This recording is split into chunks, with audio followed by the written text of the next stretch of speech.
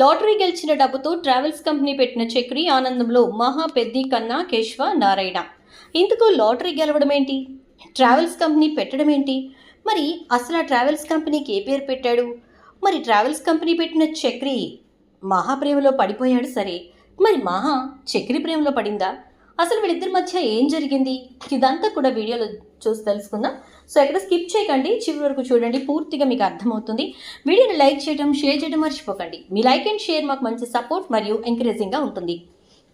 ఇక మొత్తం మీరు చూసుకున్నట్లయితే కనుక మహాలక్ష్మికి అయితే జాబ్ రావడంతో చాలా హ్యాపీగా ఉంటుంది. సారీ కట్టుకుని నీట్గా రెడీ అయిన మహాలక్ష్మిని చూసి చక్రి అయితే మై మర్చిపోతాడు. ఇంట్లో అందరూ కూడా మహాలక్ష్మిలా ఉన్నావంటారు. ఇక పెద్ద అయితే పరమాణం పొంగల్ చేసి అందరికీ పెడతాడు. ఇక మహాలక్ష్మి ఆఫీస్కి బయలుదేరుతుంది. అలా ఆఫీస్కి వచ్చినటువంటి మహాలక్ష్మికి గ్రాండ్ వెల్కమ్ చెప్తాడు విక్కీ అయితే. ఈ ఆఫీస్లో ఈవెన్ ప్యూన్ అపాయింట్మెంట్ అప్పుడు కూడా ఇలాంటి వెల్కమే ఉంటుంది అని చెప్పేసి విక్కీ చెప్పేసరికి అందరూ చాలా హ్యాపీగా ఫీల్ అవుతారు. ఎగ్జాక్ట్గా మహాలక్ష్మి ఎంట్రీ ఇవ్వడం. ఈలోపు కుమార్ అయితే విక్కీ తోటి ఒరేయ్ ఒక మంచి న్యూస్తో ఫోన్ వచ్చిందిరా అంటాడు. అదేంట్రా, ఏం ఫోన్ అది అని చెప్పని అంటే, మొన్న మనం ఇద్దరం కలిసి వెళ్ళాం కదా ఒక ప్రాజెక్ట్ గురించి, ఆ ప్రాజెక్ట్ ఓకే అయిపోయింది అని చెప్పని అంటే, అవునా చాలా పెద్ద ప్రాజెక్ట్ అది అని చెప్పని అంటూ ఉంటే, మరి వచ్చింది ఎవరు అంటే, ఆహా అక్కడ ప్రాజెక్ట్ ప్రజెంట్ చేసిన నాదేమీ లేదు, నువ్వు వచ్చినందుక, ఆ లెక్క అయితే ఈ క్రెడిట్ గోస్ టు మహా, ఎందుకంటే తను ఇలా వచ్చిందో లేదో అలా పెద్ద ప్రాజెక్ట్ వచ్చింది. సో మహా ఇక మన కంపెనీకి లక్కిచ్చాం, ఈ రోజు నుంచి మహా నేను లక్కీ అని పిలుస్తాను అని అంటాడు. ఇలా మొత్తం మీద మహాలక్ష్మికి అయితే ఆఫీస్లో మంచి హైప్ వస్తుంది. దాంతో చాలా హ్యాపీగా ఫీల్ అవుతుంది మహాలక్ష్మి. ఇక సాయంత్రం ఇంటికి వచ్చే ముందు చక్రి ఫోన్ చేస్తాడు. మేడం గారు ఎన్ని గంటలకు అవుతుంది అని అంటే, నాకు ఎన్నింటికైతేనేమి, నేను మార్నింగ్ చెప్పాను కదా ఈవినింగ్ వరకు ఇక్కడే ఉండి నన్ను తీసుకెళ్లే ప్రోగ్రాంలు ఏం పెట్టుకోవద్దని చెప్పి, కానీ అంటే ఫస్ట్ డే కదా అందుకే తీసుకెళ్తాను, రేపటి నుంచి మీ ఇష్టం ఆటోలో వద్దురు కానీ అంటే, లేదు ఈ రోజు నేను బస్సులో వస్తాను వెళ్ళండి రావద్దు మీరు అంటుంది. అనేసి ఇక తన కొలీగ్తో కలిసి బస్సులో వస్తుంది. అలా వస్తూ ఉండగా బస్ కోసమని వస్తూ ఉండగా మహాలక్ష్మికి ఒక ఆవిడ గట్టిగా వచ్చి తగులుకుంటుందన్నమాట. ఆవిడ సారీ అమ్మ అని చెప్పి వెళ్ళిపోతుంది. ఆవిడ్ని చూసినటువంటి మహాలక్ష్మికి కన్నా వాళ్ళ అమ్మ గుర్తుకొస్తుంది. ఈవిడ ఇక్కడ అని చెప్పి అలా చూస్తూ ఉండిపోయేసరికి మహా కొలీగ్ అయితే, ఇందాక ఆఫీస్లోనూ నా గురించి చెప్తుంటే వినలేదు, ఇప్పుడు నేను చెప్తుంటే వింటలేదు, ఏంటి మహా నువ్వు అని చెప్పని అంటూ ఉంటే, ఐమ్ సారీ తర్వాత వింటాను అని చెప్పనని బస్సు ఎక్కుతుంది. బస్సు ఎక్కుతుందే కానీ మహాలక్ష్మి ఆలోచన అంతా కూడా ఇక అక్కడ కనపడిన ఆవిడ గురించే ఆలోచిస్తూ ఉంటుందన్నమాట. ఇక బస్ దిగిన తర్వాత కన్నా మహాలక్ష్మి కోసం వెయిట్ చేస్తూ ఉంటే, మహాలక్ష్మి అయితే ఇక కన్నాని పట్టించుకోకుండా వెళ్ళిపోతుంటే, వదినా వదినా వదినా అని పిలుస్తూ ఉంటాడు. ఏంటి కన్నా అని చెప్పేసేసి అంటుంది ఇక మహాలక్ష్మి. గబగబా కన్నా అయితే వస్తాడు.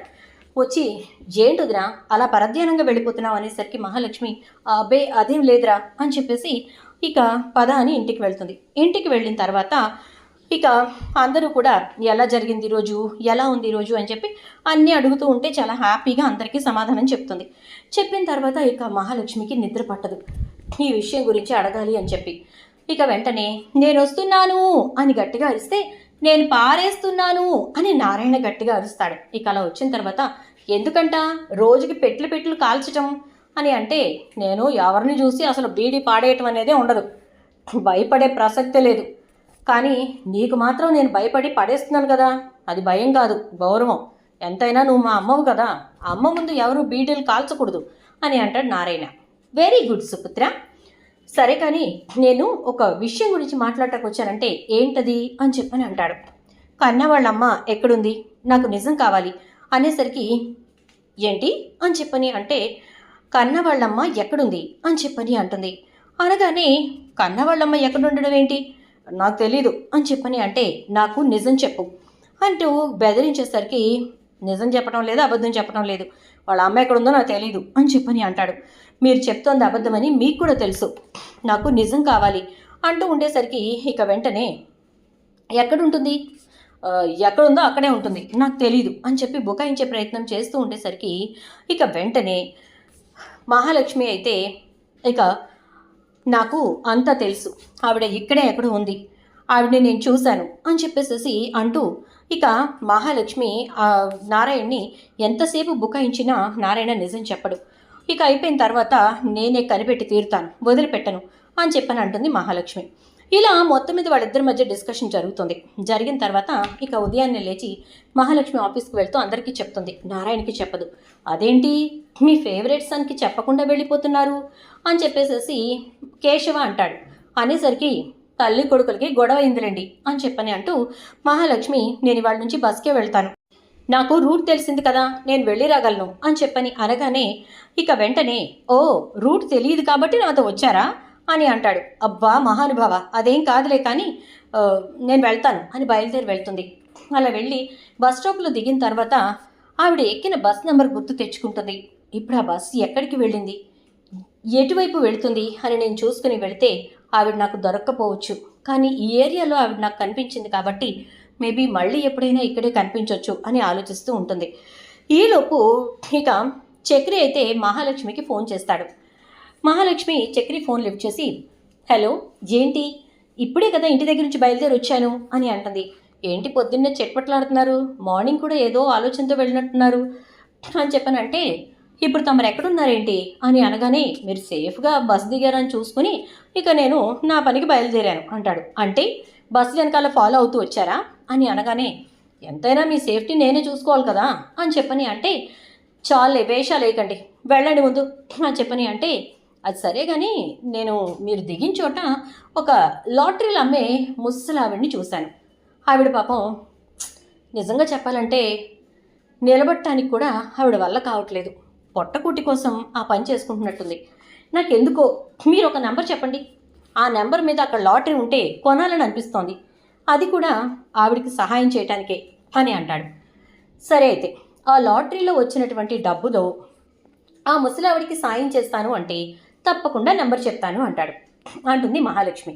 ఓ అలాగా, సరే ఒకవేళ ఆ లాటరీలో ఒక 2 కోట్లు తగిలాయి అనుకోండి అంటే, ఏంటి ఏం కోట్లు వేసుకునేవా అంటే, ఏ తగలకూడదా అంటాడు.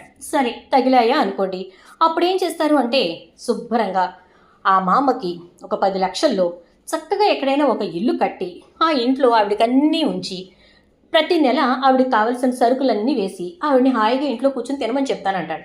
నిజంగా ఈ పనే చేస్తారా అంటుంది. ఖచ్చితంగా ఈ పనే చేస్తాను అంటాడు. నా దగ్గర ఏదో గొప్పలు పోవటానికి చెప్తున్నారు కానీ అని అంటే, నా గురించి మీకు తెలీదా అంటాడు.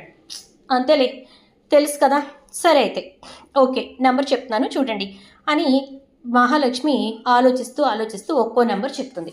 ఒక రకంగా చెప్పాలంటే మహాలక్ష్మి తన ఆధార్ కార్డ్ నెంబర్ చెప్తుంది. ఇక అదంతా నోట్ చేసుకుని, చక్రి అయితే ఇన్ని నెంబర్లతో ఉండదేమో, ఇన్నిటిలో ఒక 4 నెంబర్లు తీసేయండి అని చెప్పని 4 నెంబర్లు తీయించేస్తాడు.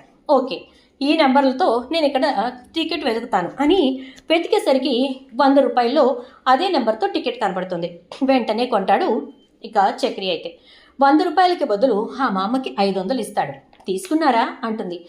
తీసుకున్నాను అనగానే, లాటరీ డ్రా ఎప్పుడో సరిగ్గా కనుక్కోండి, లేకపోతే కొన్న 100కి మనకి న్యాయం జరగదు అంటే, సరే అయితే అని చెప్పని అంటాడు.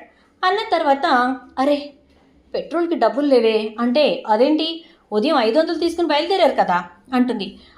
కరెక్టే, కాకపోతే ఈ మా అమ్మకి 100 రూపాయల టికెట్కి 500 ఇచ్చాను అంటే, అబ్బా గొప్ప దానగుణమే, సరేలే ఫోన్పే చేస్తాను, ఈవినింగ్ నాకు ఇచ్చేయండి అంటుంది. వద్దులేండి నాకు ఫోన్పేలో ఉన్నాయి అని చెప్పని అంటాడు. సరే అయితే అనేసి ఇక మహాలక్ష్మి బయలుదేరిపోతుంది. బయలుదేరిపోయి వెళ్ళిపోయిన తర్వాత ఆ టికెట్ తీసుకొని, నువ్వు నిజంగా నాకు లక్కీ చాంబి అని చెప్పేసేసి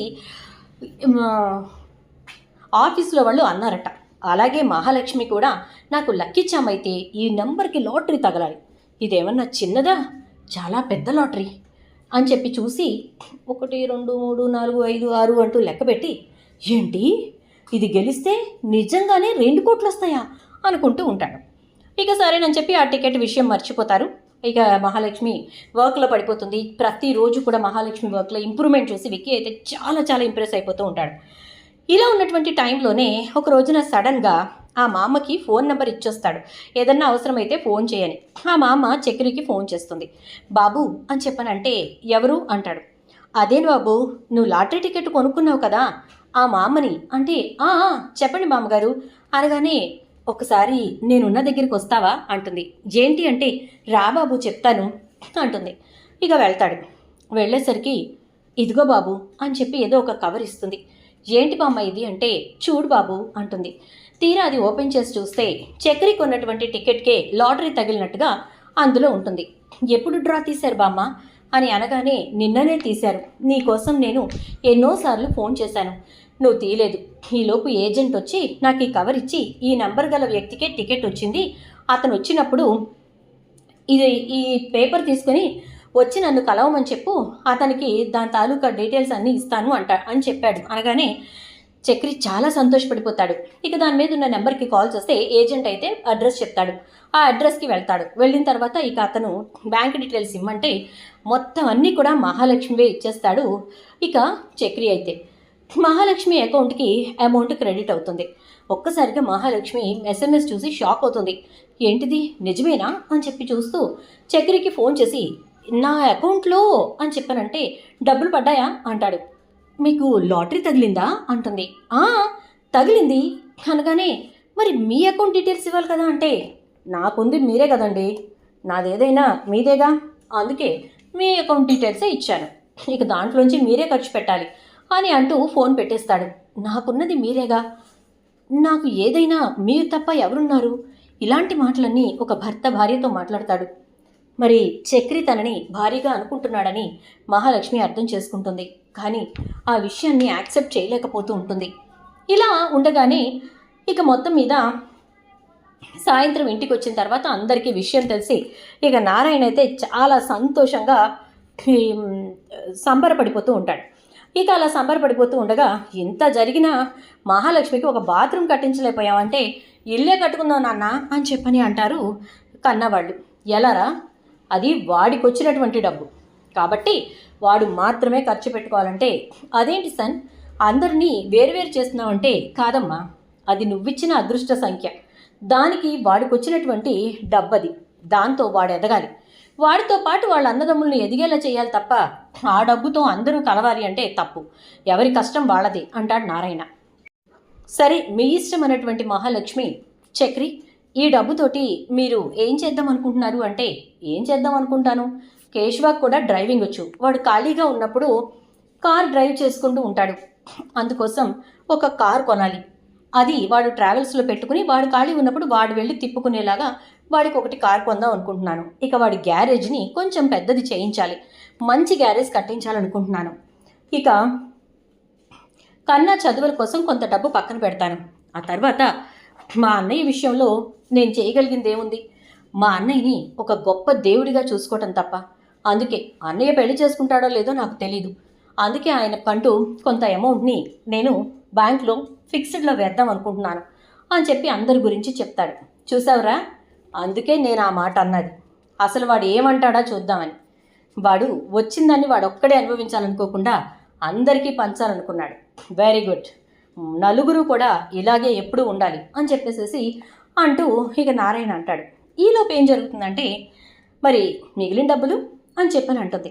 ఆ బామ్మకి నేను మీకు మాట ఇచ్చినట్టు ఇల్లు కట్టించి అన్ని ఏర్పాట్లు చేస్తాను, ఇక మిగతా వాటితో మహా కార్ ట్రావెల్స్ అని చెప్పి ఒక ట్రావెల్స్ కంపెనీ పెడదాం అనుకుంటున్నాను అంటాడు. గుడ్ ఐడియా అంటుంది. కానీ మహా ఎందుకు అని అంటే మహానే మాకు లక్కీ చామ్ కాబట్టి అని అంటాడు.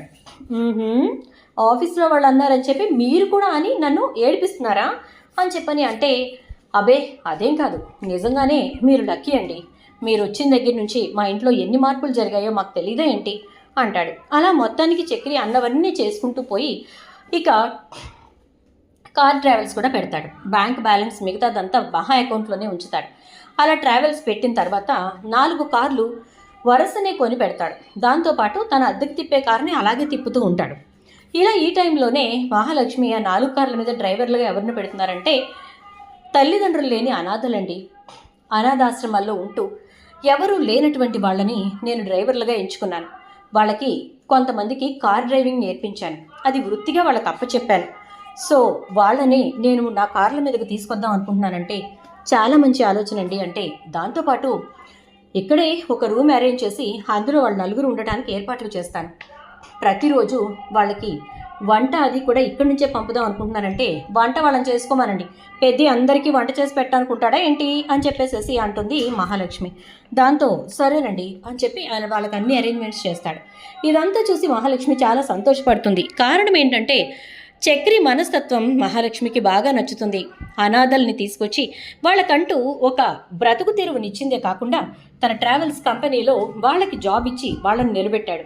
ఇదంతా చూస్తూ చక్రి గురించి ఆలోచించడం మొదలు పెడుతుంది మహాలక్ష్మి. అలా ఆలోచిస్తున్న మహాలక్ష్మి మనస్సులో చక్రి మీద గౌరవంతో పాటు ప్రేమ కూడా పెరగడం మొదలవుతుంది. ఇక అదంతా చూస్తూ మాధవ్ అయితే చక్రిలో మహాలక్ష్మిలో మార్పు వచ్చిందని గమనిస్తాడు. మరి చక్రి మహాలక్ష్మి ఎప్పటికీ ఒకటవుతారు? ఇప్పుడు మహాలక్ష్మి చక్రి మనసులో తను ఉన్నానని తెలుసుకుంది కాబట్టి చక్రి వైపుకి తన మనసును తిప్పుకుంటుందా?